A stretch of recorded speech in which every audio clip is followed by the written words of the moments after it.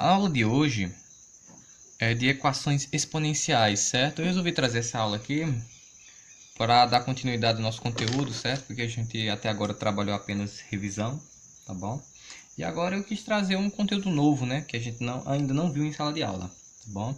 Conteúdo de equações exponenciais. O que seria uma equação exponencial? Equação exponencial, o nome já diz, é uma equação deste tipo aqui.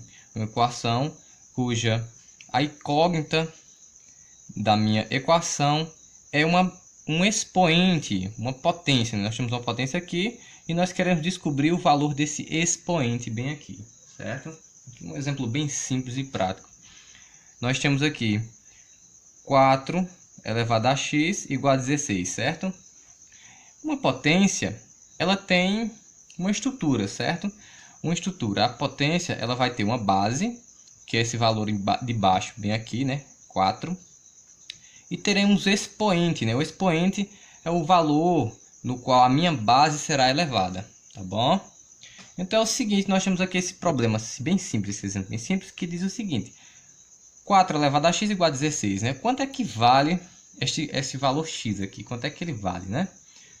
Muito fácil de resolver essa questão, bem intuitiva também. É o seguinte: o primeiro passo para você resolver uma equação do exponencial é você tentar igualar as duas bases, tá bom? Nós temos aqui uma base 4, certo?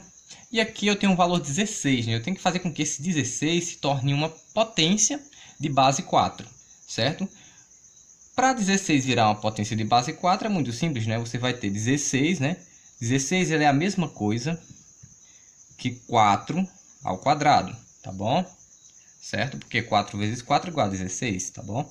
Então é o seguinte, eu vou ter 4 elevado a x vai ser igual a 4 ao quadrado, tá bom? Eu estou usando essa relação aqui.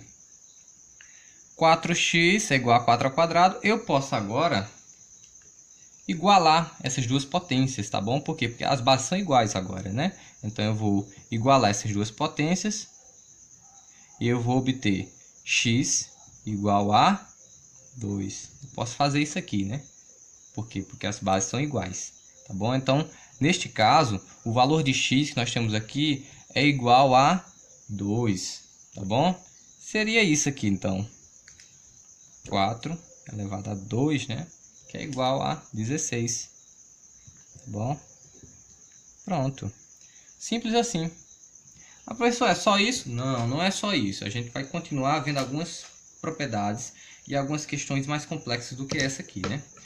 Para a gente dar continuidade, vamos ter que relembrar algumas propriedades e potências, tá bom?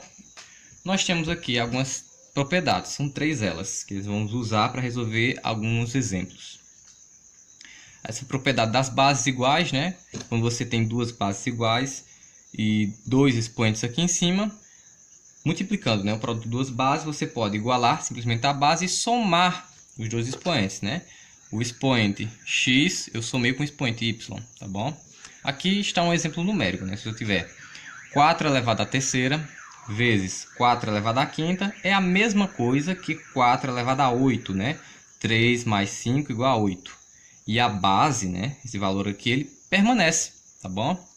Bases iguais, repete a base, soma os expoentes. Beleza.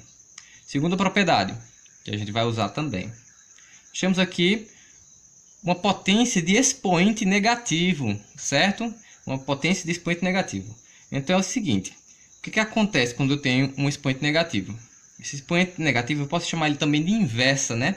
Para fazer com que ele se torne positivo, basta você pegar a base e colocar aqui embaixo na fração, tá bom? Você tem um termo em cima, 1, né? Porque é um valor, é como se tivesse... Na verdade não é como se tivesse. Tem, na verdade, 1 aqui multiplicando, né?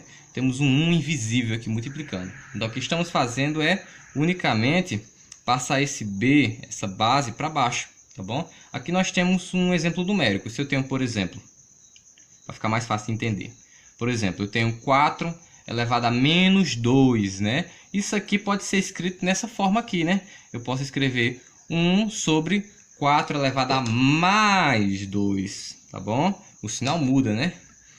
Nós poderíamos ter uma questão assim também. Eu posso pegar aqui um outro exemplo, né? Para não ficar um exemplo tão tão simples, né? Por exemplo, se eu tivesse aqui 4 sobre 3 elevado a menos 2. Você vai inverter, certo? As posições nessa fração. O numerador vai ficar no denominador e o denominador vai ficar no numerador quando eu passar essa potência para ser positiva. Então vai ficar o seguinte, ó, o 3 que estava embaixo passa para cima, o 4 que estava em cima passa para baixo. E aqui fica positivo, tá bom? Por isso que eu disse que se chamou inverso isso aqui, certo? Negativo, porque ó, na hora de passar para cá, quando você quer transformar essa potência em positivo, você basta inverter, né, as frações aqui. Estava 4 sobre 3, agora ficou 3 sobre 4. Bom? E agora temos a terceira propriedade aqui, que a gente vai usar quando estiver trabalhando com problemas de raízes, né, raízes quadradas, cúbicas e assim vai. Nós temos aqui uma raiz, né, em que nós temos essa base, né, esse valor aqui dentro, radicando, né, que vai ser igual a esse mesmo valor, de forma que você transforme esta raiz na forma de fração, né? Esse valor que está aqui dentro, esse expoente que está aqui dentro, ele vai para fora, vai ficar na parte de cima da minha fração. E esse valor aqui da minha raiz, ele vai para baixo, né? É uma relação que a gente já viu em sala de aula. Quem está na sombra vai para o sol, quem está no sol vai para a sombra, tá bom? Nós temos aqui um exemplo numérico também para a gente ficar mais explicativo. Então eu tenho aqui 10 elevado a 2, né, raiz cúbica, né, de 10 elevado a 2 é a mesma coisa que 10 elevado a 2 sobre 3. Né? Vou escrever aqui para ficar mais visível. 10 elevado a 2 sobre 3, tá bom? Quem estava na sombra vai para o sol, quem está no sol vai para a sombra, certo? Now the world don't move to the beat of just one drum. What might be right for you may not